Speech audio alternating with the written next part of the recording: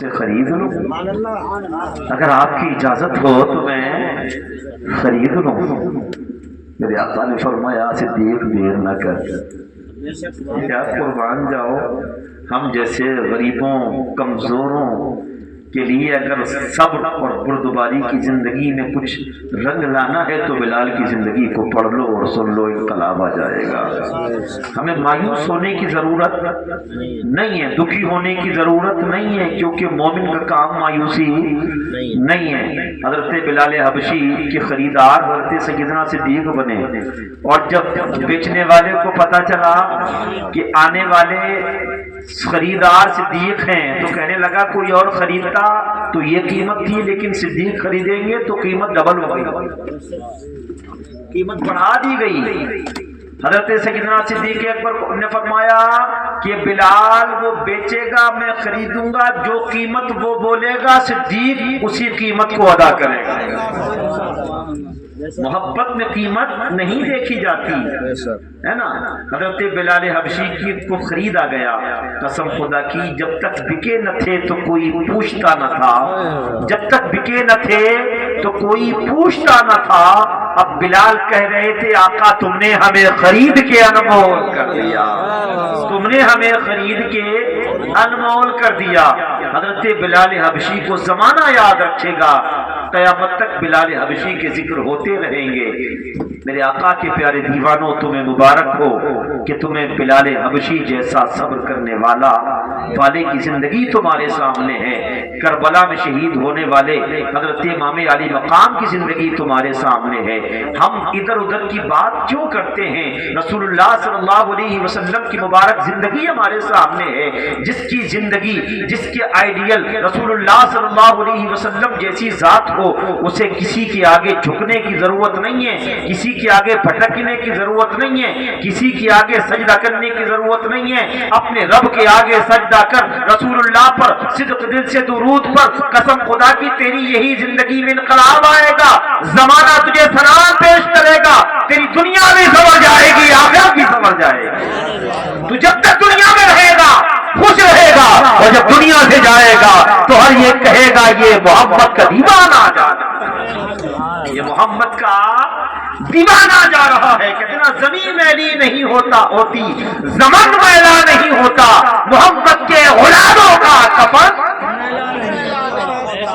کوئی ہے جس کے کفن کے تعلق سے بات کی جائے، کوئی ہے جس کی قبر کے تعلق سے بات کی جائے، کوئی ہے جس کی ولادت کے تعلق سے بات کی جائے، کوئی ہے جو صبر والا حضرت امام علی مقام جیسا نکل کر آئے، کوئی ہے جو غوث الاعظم بن کر چمک کر دکھائے، کوئی ہے کہ جو محبوب الہی کی طرح بن کر دکھا دے، کوئی ہے جو خواجہ اجمیری کی طرح بن کر دکھا دے۔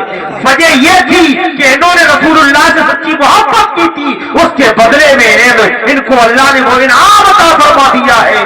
یہ کل بھی زندہ تھے، آج بھی زندہ ہے، قیامت تک زندہ۔ ہم اپنی زندگیوں میں رسول اللہ کی زندگی بسائیں۔ میرے پیارے شادی کی دعوت میں آنے والوں، کل یہاں سے بارات جائے گی، نوشا بنیں گے جناب فیضان میاں، ان کے گھر والے رش کریں گے آج ہمارا بیٹا دولہا بن کر جا رہا ہے۔ ان کی بہنیں بھی خوش ہوں گی، ان کی ماں بھی خوش ہوگی، ان کے والد بھی خوش ہوں گے، خاندان کے تمام لوگ بڑے خوش ہوں گے۔ اور یہ زندگی کا اہم لمحہ ہوتا ہے، زندگی کا بڑا اہم وقت ہوتا ہے، ایک بچے کی ولادت کے وقت، اور ایک شادی کے وقت، اور ایک زندگی کے آخری سفر کے وقت۔ جب لوگ جمع ہوتے ہیں، بچے کی ولادت ہو گئی، کیسا بھی ہے، شکل و صورت کے اعتبار سے کیسا بھی ہے، عقیقے کی محفل لگ دی، آپ نے خوشی کی محفل لگ دی، سب آتے ہیں ذرا بچے کو دکھا دو۔ بڑے بڑے مہمان ہیں، کوئی کسی کو دیکھنے کو تیار نہیں ہوتا، تمام کی نگاہوں کا مرکز وہی آنے والا مہمان ہوتا ہے۔ اور جب دولہے کی محفل سجتی ہے، سر پر صحرا سجایا جاتا ہے، تو اس وقت بھی دور و دراز سے آنے والے کی نگاہوں کا مرکز صرف نوشا ہوتا ہے، کوئی اور تو نہیں ہوتا۔ نکاح کی محفل میں اگرچہ چاہے کوئی کتنا VIP کلچر رکھنے والا مہمان آ جائے، کسی کی توجہ نہیں ہوتی ہے، ہر ایک کی توجہ دولہا کی طرف ہوتی ہے۔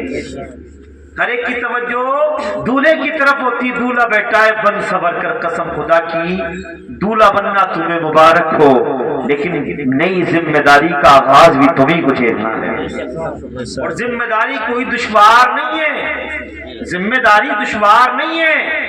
اے بہنوں تمہیں مبارک ہو کہ کل تمہارے گھر میں تمہارا بھائی دلہن لے کر آئے گا، جتنی محبتوں کے ساتھ تم اپنی بھابھی کا استقبال کرو گی، تمہاری ذمہ داری ہے اگلے دن، اس سے اگلے دن، ہر دن اس کے ساتھ اچھا سلوک کرنا، تاکہ اس کو اجنبی پر محسوس نہ ہو۔ یہی رسول اللہ کی زندگی ہے۔ ہم کرتے کیا ہیں؟